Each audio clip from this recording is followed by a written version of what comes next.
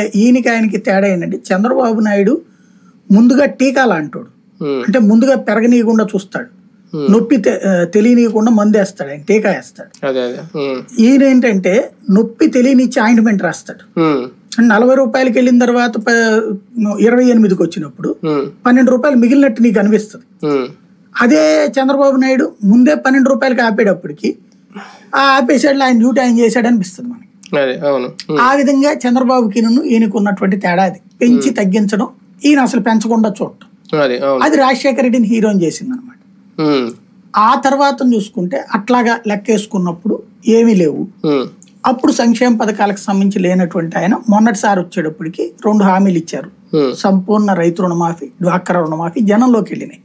అవి కాకుండా చేనేత రుణమాఫీ, ప్రతి మహిళకి 25,000 రూపాయలు ఇది ఇస్తాము, బస్సుల్లో ఫ్రీ ఇస్తాము, ఇవన్నీ ఉన్నాయి 2014 మేనిఫెస్టోలో కూడా. బస్సులో ఫ్రీ అప్పుడు 2014 దాంట్లో డబ్బులు ఏదో ఇస్తామని, ఇట్లాంటివి ఉన్నాయి. ఇదే బస్ పాస్ ఉంది, బస్ పాస్ ఫ్రీ అని ఉంది మహిళలకి. చదువుకుంటున్న కాలేజీ చదువుకుంటున్న ఆడపిల్లలందరికీ బస్ పాస్ ఫ్రీ అని ఉంది. ఏం చదవలేదు, తెలియదు పాపం, ఇవన్నీ ఏం జరగలేదు కదా అక్కడ. ప్రాక్టికల్ గా ఇట్లాంటి లెక్క ఉంటది. ఇప్పుడు వచ్చేటప్పటికి భారీగా ఇవాళ ఏంటి సంపద సృష్టించారు అంటే ఆ రోజున అవన్నీ అయ్యాక చంద్రబాబు నాయుడు ఏ సంపద సృష్టించాడని చెప్పి 2004 దాకా